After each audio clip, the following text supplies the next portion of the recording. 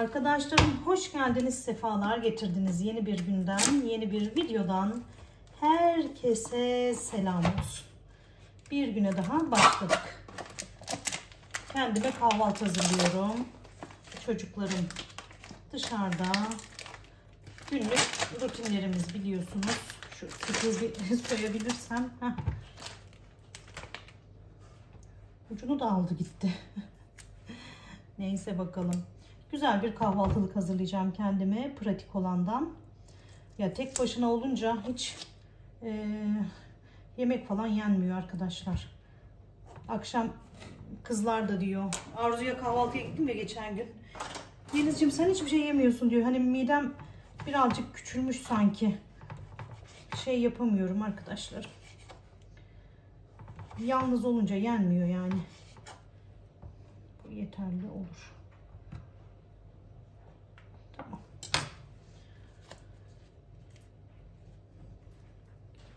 Dün yıkadığım siyahlı çamaşırlarım bugüne kaldı. Çünkü akşam gün vardı biliyorsunuz arkadaşlar. Hiç anlamadım valla. Nasıl bir gündü, ne oldu öyle. Kafam hiç yerinde değil anlayacağınız. Şu domatesimi de soyayım. Sonra güzel bir domates de. Reyhanların domatesi. Pikniğe gittiğimiz zaman vermişti artan domatesi. Bu da hiç iyi çıkmadı. Baksanıza.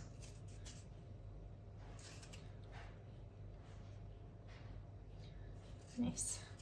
Olsun. Çayımı demledim. Şimdi karnımı doyurup hızla güne adapte olacağım inşallah.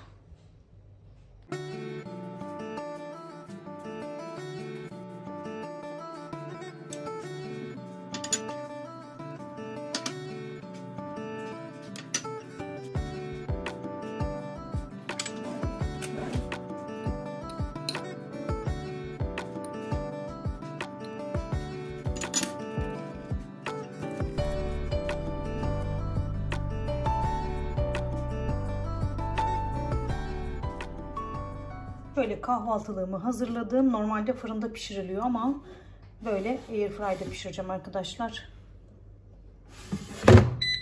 Pişsin bakalım.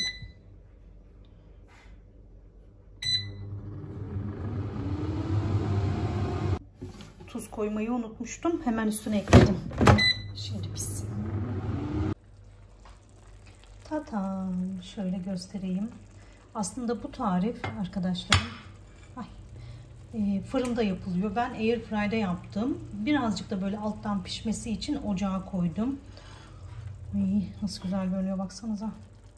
İçinde domates, biber, sucuk, yumurta, kırmızı biber, her şey var. Yanına bir şeye gerek var mı şimdi bunda? Şöyle güzel bir kahvaltı tabağı hazırlayayım.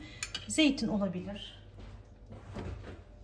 Hemen zeytini alıyorum. Bir parça peynir de getireceğim.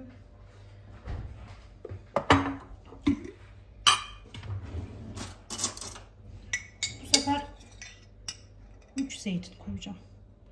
7 değil, 3 zeytin yeterli olur.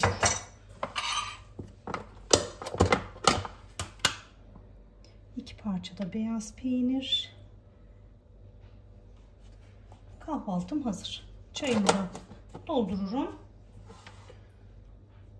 Mis gibi. Bir de hindiba kahvesi içtim arkadaşlar. Hallederiz kupamda hindiba kahvesi içtim. Günümüzün, hayatımızın mottosu biliyorsunuz. Yaparız, hallederiz Allah'ın izniyle. Yapamayacağımız hiçbir şey yok. Rabbim sağlık versin yeter ki. Dolapta patlıcanlı böreğimden var ama ondan almayacağım arkadaşlar.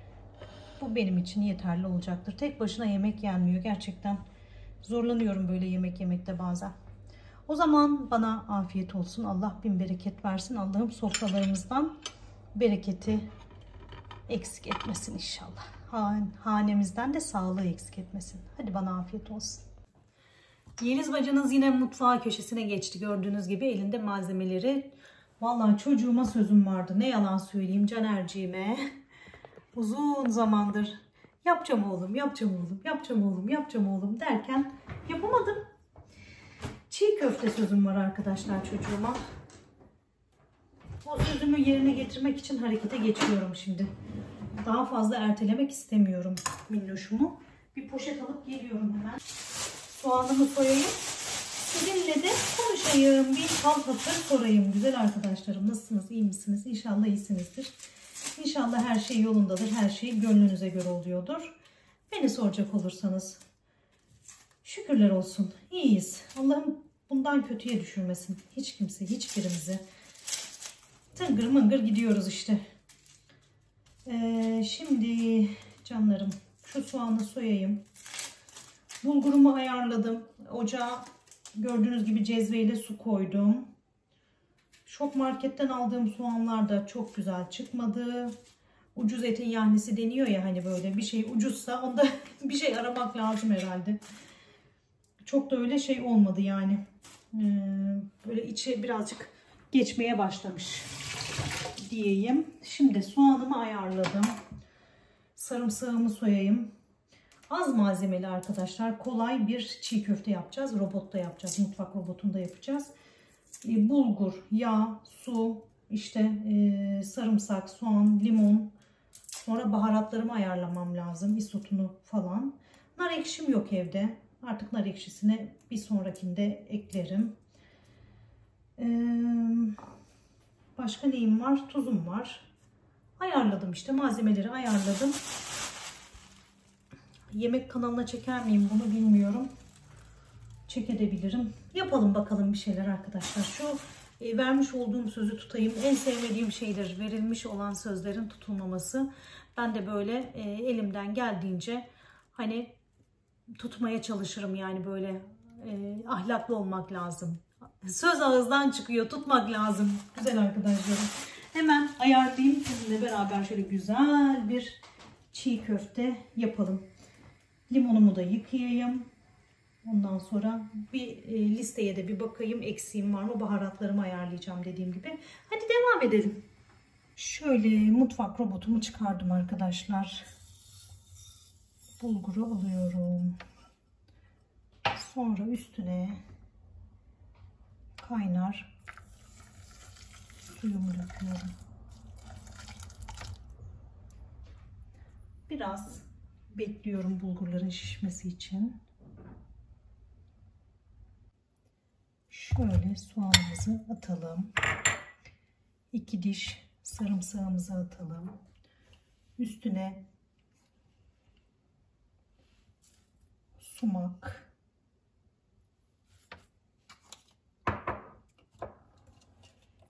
bir tatlı kaşığı karabiber,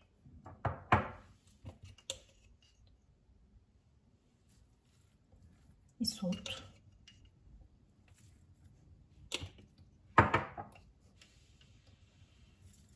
bir kaşık pul biber ve bir kaşık kimyon. Onun üstüne şöyle yağımızı,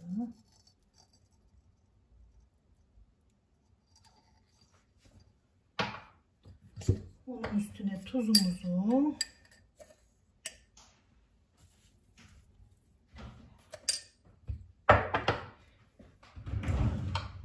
şimdi limonumuzu sıkacağız. Şöyle.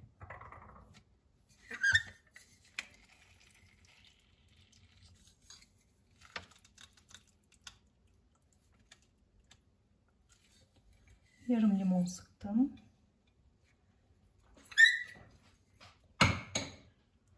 Şimdi kapatalım.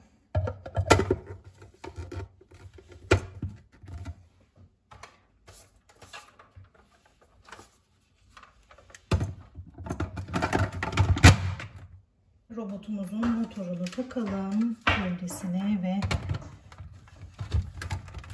güzelce çekelim arkadaşlar. Salçayı eklemeyi unuttuk. Bir tatlı kaşığı biber, Bir tatlı kaşığı da domates salçası. Şimdi kaldığımız yerden devam edebiliriz arkadaşlar. Nasıl unuttum, nasıl? Hiç güleceğim de yoktu vallahi. Neyse bakalım. Yapıyoruz bir şeyler.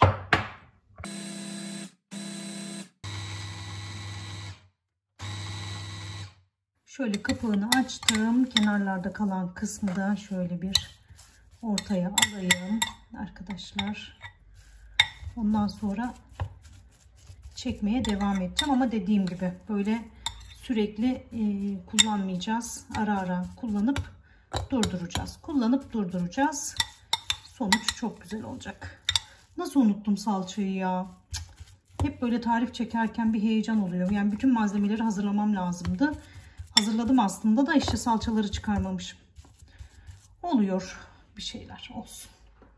Marullarımı yıkadım arkadaşlar. Suyunun birazcık azalmasını, süzülmesini bekliyorum diyeyim.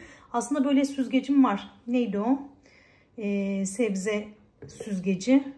Böyle yıkadığımız sebzeleri falan süzmeye, işte çıkarmaya üşendim. Şöyle tabağımı çıkardım. Burada da bir güzel beklettim, çalıştırdım. Beklettim, çalıştırdım. Beklettim, çalıştırdım. Çünkü gövde ısınıyor arkadaşlar, zarar görmesin diye. Çok ısınırsa zaten kendi kendine durduruyor. O yüzden çok zorlamak istemedim. Şimdi şekillendireceğim. Tek elle de bunu yapamam. Azıcık tripoda koymam lazım. Dur bakayım. Yapabilecek miyim? Yapamadım ya. Çeviremedim. Şunu yaptım. Evet. Ay Allah'ım, hiçbir organımızın eksikliğini göstermesin. Bakın. Böyle hazır. Hemen şekillendireceğim. Tarifini de çekiyorum. Instagram'da paylaşacağım arkadaşlar. Yemek kanalına daha farklı zamanda çekerim inşallah. Şimdi acele ediyorum. Evde yapmam gereken işlerim de var. Çok zaman alıyor arkadaşlar. Gerçekten o kadar çok zaman alıyor ki tarif çekmek. Oradan ayarla, buradan ayarla. Bilmiyorum ne kadar aşinasınız bu durumlara ama gerçekten ciddi zaman alıyor. İçinin bıçağını falan çıkardım. Şöyle bir göstereyim arkadaşlar. Kıvamını da göstereceğim size. Baksanıza nasıl güzel oldu, nasıl.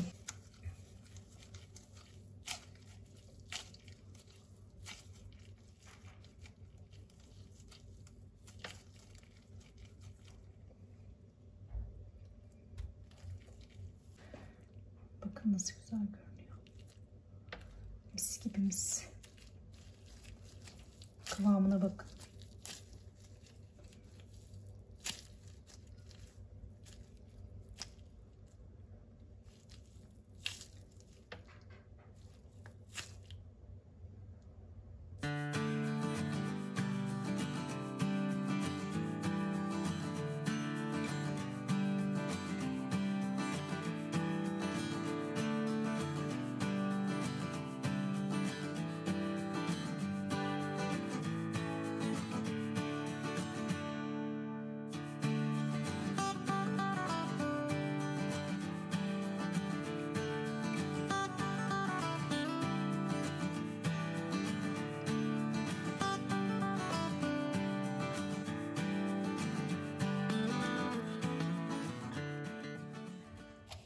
Gördüğünüz gibi çiğ köftemiz hazır arkadaşlarım.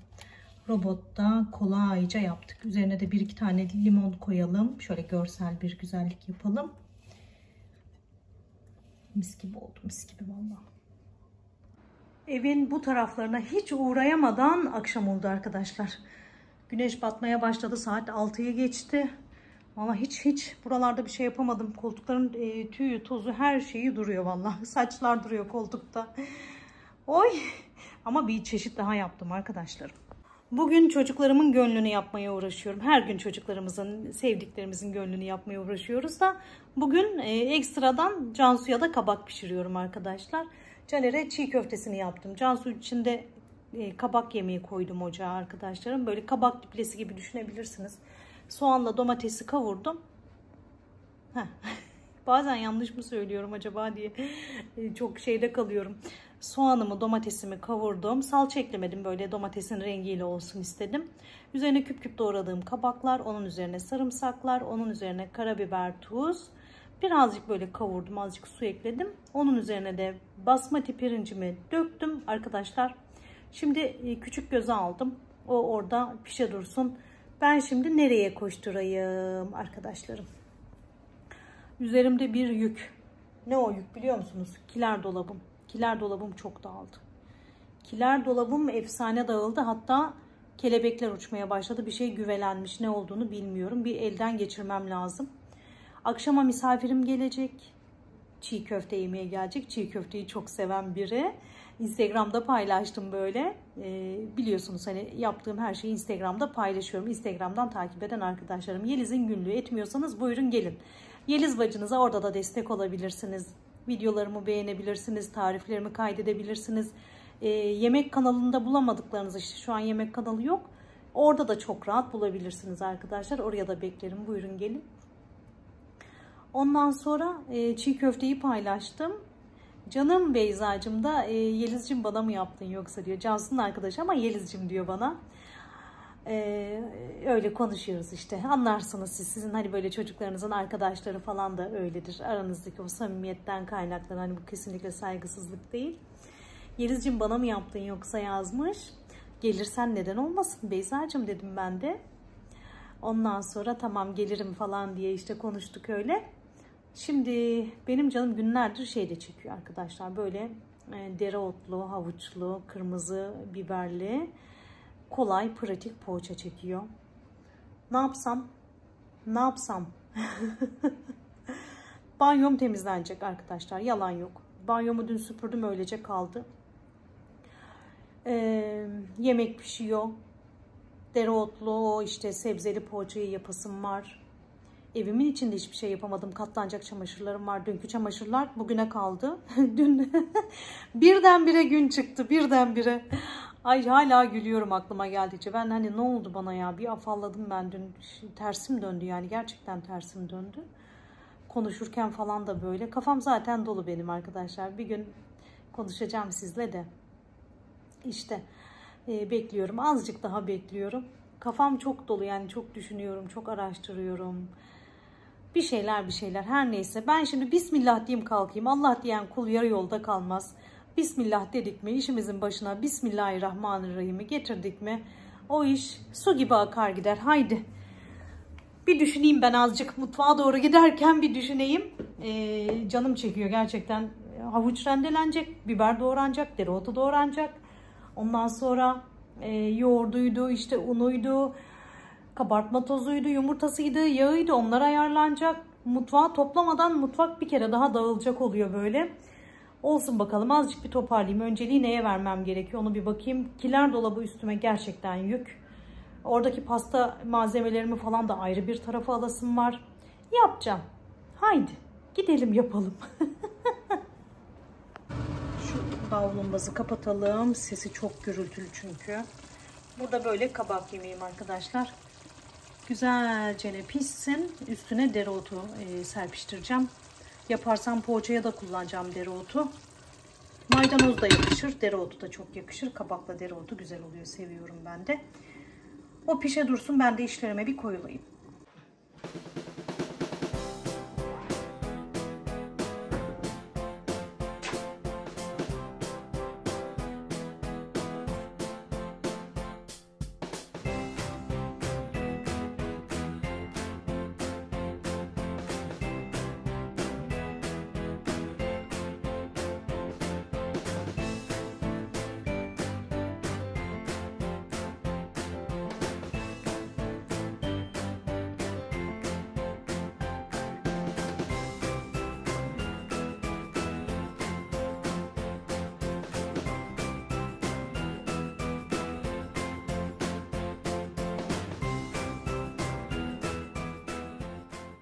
Arkadaşlarım döktüm, ne varsa döktüm.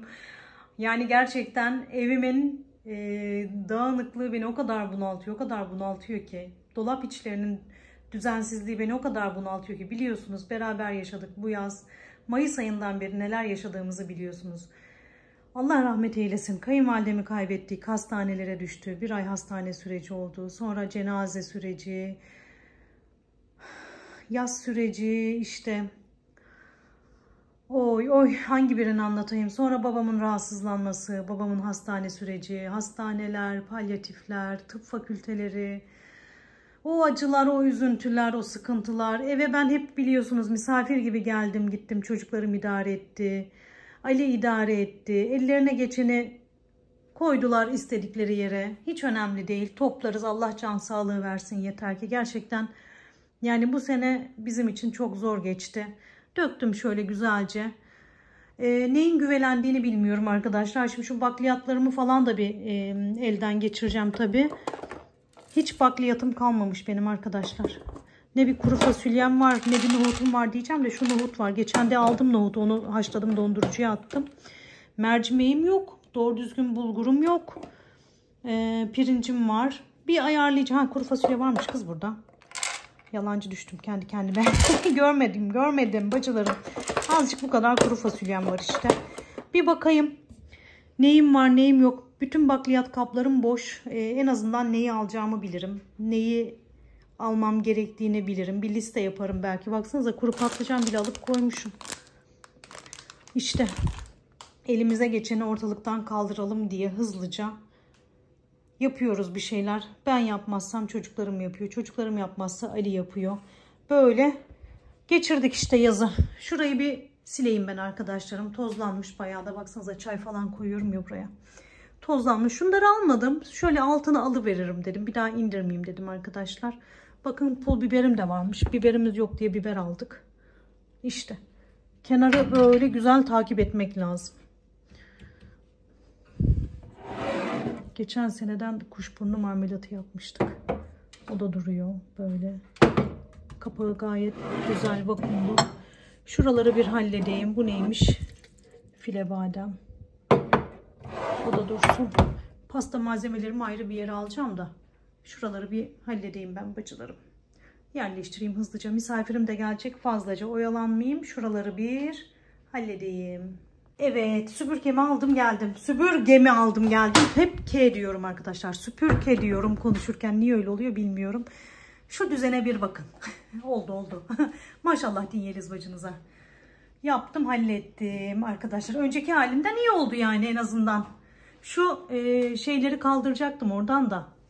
Pasta börek için kullandığım malzemeleri, sonradan orası çok boş kaldı. Bir de yukarıda ya, sürekli kullanmadığım şeyleri de hani oraya koymak mantıklı geldi. Ya bakliyatlardan koysam olmayacak. Çok önde kalacaktı işte. Her neyse. Böyle ayarladım. Misafirim gelecek biliyorsunuz. O yüzden şöyle kapatalım ve devam edelim. Arkadaşlar. Dökülenler, saçılanlar hemen bir temizleyeyim.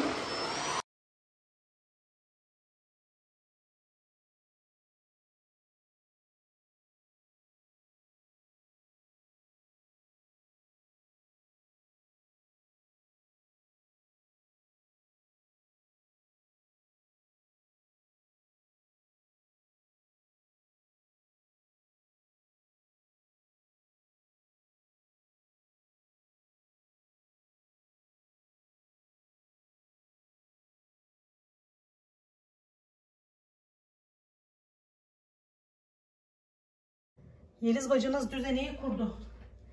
Hemen geliyorum. Hemen başlıyoruz. Minik minik kekler yapacağım misafirim için. Şöyle. Çok güzel olacak.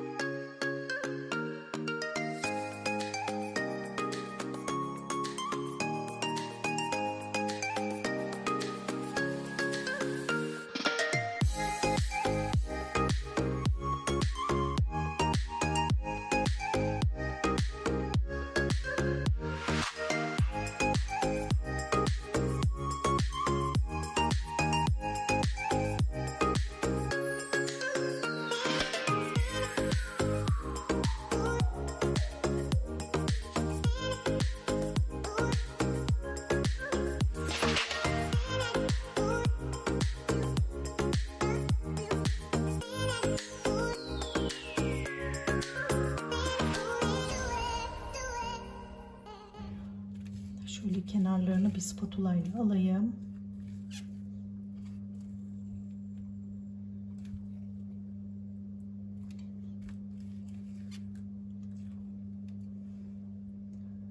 Tamam.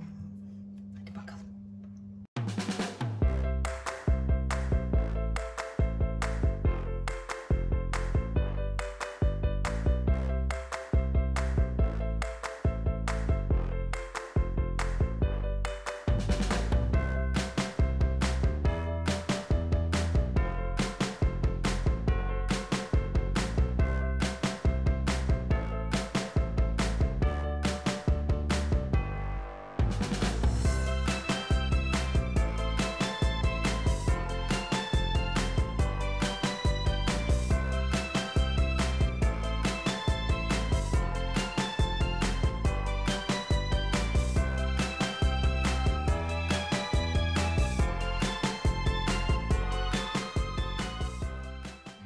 Arkadaşlarım şöyle muffinlerim fırına girmeye hazır.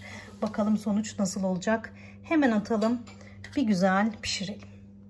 Poğaçamı da yaptım arkadaşlar. Şimdi fırına süreceğim. Çayımız demlendi. Kekimiz pişti. Keyif zamanı geldi. Yeliz bacınız için. Bayağı bir mutfakta vakit geçirdim bugün. Ama şunu var ya, canım o kadar çok çekti, o kadar çok çekti ki. Şimdi çay keyfiyle beraber mis gibi dinlenecek Yeliz bacınız. Arkadaşlarım ben oturdum artık. Kızlar balkon masamızı hazırlamaya başladılar. Şöyle azıcık dinleniyorum ben. Hak ettim dinlenmeyi. Arkadaşlarım kekimiz pişti. Poğaçamız fırında. Çiğ köftemiz geldi. Başka neyimiz var? Beyzacığım ekler getirmiş arkadaşlar. Eklerimiz de var. Beyza patlıcanlı börek. Ne? Yok. İster misin? Teşekkür ederim. İstersen ısıtabiliriz. Teşekkür ederim. Bunlar bence yeterli olur. Kızlar diyet yapıyorlar. Pilatese falan gidiyorlar. Bu akşam ben onların diyetini katlettim arkadaşlar. Sporunu katlettim diyeyim. Mahvettim. Ha? Mahvettim. Mahvettim. Olsun, arada olur öyle. Caner'cimden de nar ekşisi istedim. Şov bir sunumuz var. Anne çok şık bir nar ekşisi aldım sana dedi. Kaça aldın dedim. Ne yapacaksın sen parasını? Boş ver dedi bana. Nar ekşisi ekleyemedim arkadaşlar çiğ köfteyi yaparken. Şimdi yerken ekleyeceğiz. Sizin elinizde varsa mutlaka ekleyin. Şimdi çayımızı falan da doldururuz. Azıcık poğaçanın pişmesini bekleyelim. Ondan sonra hemen oturacağız. Ve poğaçalar da hazır arkadaşlar. Şöyle bunu da alalım balkona. Haydi. Çöpüm dursun orada. Mis gibi mis gibi. Beyzacığım nereye şey yapsak? Şuraya koyalım mı?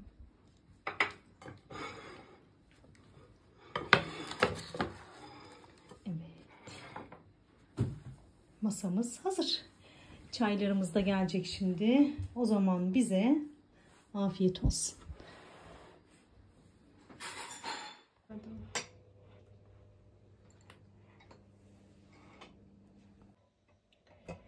Şöyle kurabiye poğaça fanusunu getirdim arkadaşlar.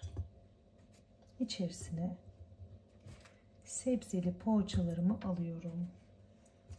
En sevdiğim poğaçalardan biridir. Gerçekten çok seviyorum. Çay demlenene kadar hazırlanıyor. O kadar kolay, o kadar pratik. Ve lezzeti çok güzel. Bayılıyorum, bayılıyorum. Biz bayağı bir yedik. Güzel yedik yani. Şöyle. Hepsini almayacak mı yoksa?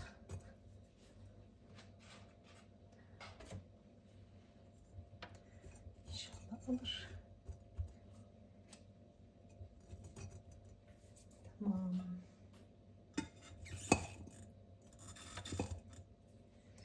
Evet.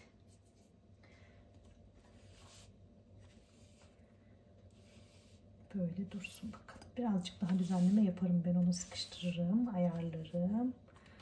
mutfağımı toplayıp işimi bitirme işlerine bir geçiş yapmam lazım. Kapanış köşemize geçtim arkadaşlar. Misafirleri gönderdikten sonra hemen videomuzu düzenlemeye başladım. Böyle bayağı uzun süren bir video oldu diyeyim. Saat 3'ü çeyrek geçiyor arkadaşlar. Hemen uyumaya gitmem lazım. Mutfağımı toplamıyorum. Sadece poğaçaları şeye koydum işte. Kurabiyeliğe koydum. Toplamayacağım. Toplayacak gücüm yok. Yorgunum. Aynı zamanda uyumam lazım. Anladınız siz beni. Hareketli bir gün oldu benim için. Yani mutfakta geçen bir gün oldu arkadaşlar. Ama çok şükür Allah'a kilerimi düzenledim ya. Oh oh mis gibi mis gibi vallahi. Hiç böyle var ya kafamızda büyüttüğümüze değmiyor. İnanın değmiyor. Bende biraz şey oluyor böyle. İşte sizle beraber yapayım. Hadi kamera video çekerken yaparım. Beraber sizlerle beraber yaparız. Arkadaşlarla beraber yaparız. Derken kamerayı öyle ayarlamaya böyle ayarlamaya üşenirken erteliyorum işte. Bazen de yetişemiyorum çoğu zaman da. Bu akşam da böyle misafirli geçen bir gündü. Mutfakta bayağı bir vakit geçirdim. Çocuklarımın gönlünü yaptım. Yemeklerini yaptım. Misafirlerimi ağırladım. Beyzacığımla beraber Emineciğim de geldi. Yani Emine çok daha sonradan eklendi bize. Çay faslına yetişti yani. Öyle güzel keyifli geçen bir akşam oldu hepimiz için arkadaşlarım. Artık bana müsaade. Kendinize çok çok iyi bakın. Şunu söylemeden geçemeyeceğim. Yorumları bazılarını okudum. Hepsini okuyamadım. Fırsatım çok olmadı. Ama en büyük hediye senin varlığın. Senin bizlerle buluşman demişsiniz ya. Cansınız. Gerçekten hepinizi çok seviyorum. Hepinize sımsıkı sarılıyorum. Beni yürekten seven, gerçekten böyle kız kardeşi gibi gören, ailesinden biri gibi gören, görmediğinde eksikliğimi hisseden herkesi çok seviyorum. Kendinize çok çok iyi bakın güzel arkadaşlarım. Size de kıymet veren, sizi de seven eşiniz, dostunuz çok olsun. Allah'a emanet olun. Bir sonraki videoda görüşene dek Allah'a emanet olun. Koşa koşa yatmaya gidiyorum. Hadi hoşça kalın.